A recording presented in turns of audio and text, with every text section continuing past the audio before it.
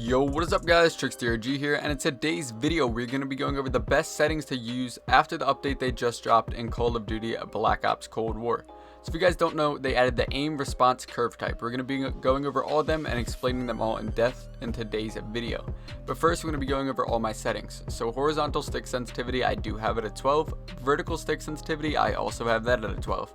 You guys can change this based off your playstyle a lot, and you can control it. I recommend a higher sensitivity. So anywhere from 12 to 14 I would say is a high sense, and a 6 below I would say is a low.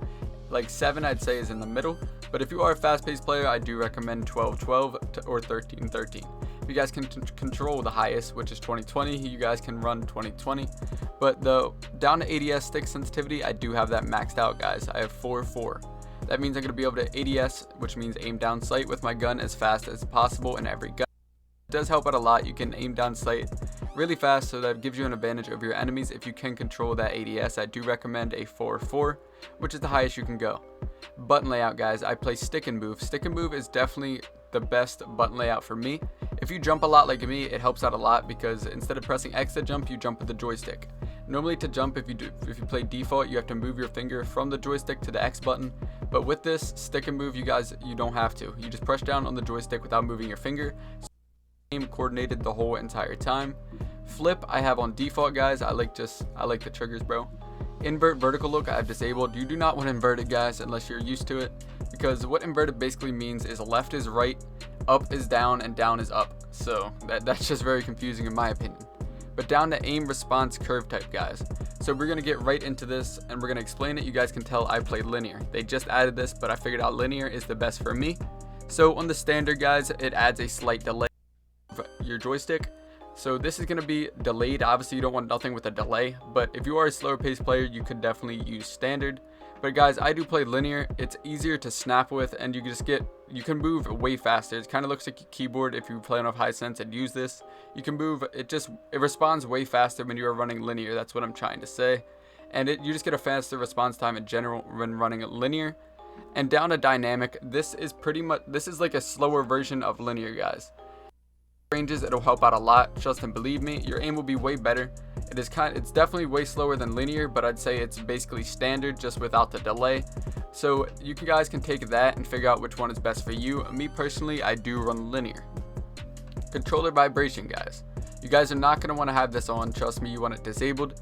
Maybe if you're used to it, try to get it not used to it and play with disabled for a little bit. It doesn't take long to get used to, because you guys do not want it enabled, just because if it is enabled and you're in the middle of a gunfight or you're getting shot at and your controller vibrates, that'll definitely mess up your aim in that gunfight guys.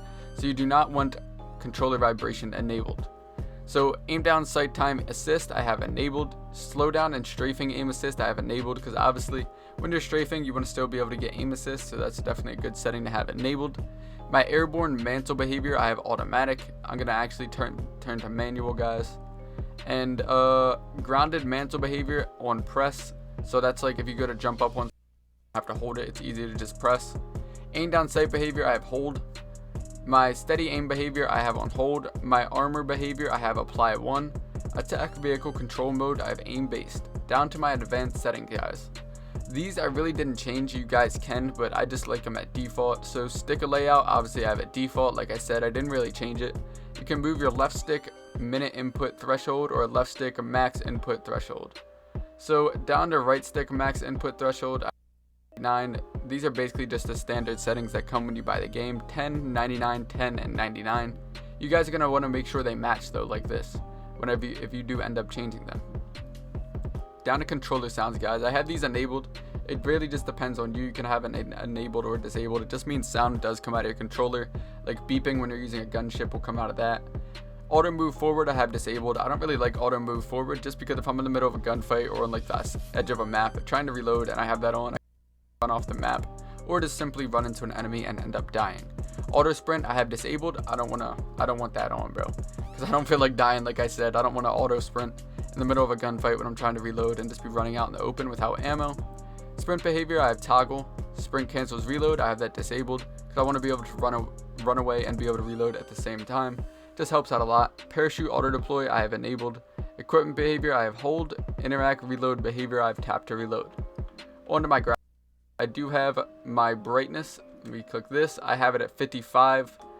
You guys can have this at 50 if you want. I just like 55. It's a little bit more bright. And split screen orientation, that's if you play split screen, you can change that, but I don't, so it's just on the default. Down the field of view, guys, I definitely do recommend a 120 if you can get used to it. It's kind of like how people see it on PC. It makes your gun look farther away, as you guys can see in the picture. So field of view, the higher it is, the farther it's going to look like you're away from your gun. But I feel like my move is better with that FOV. But anyways, that is it for today's video. I hope you guys did enjoy. Drop a like on today's video if this helped you out with explaining the new aim response curve type.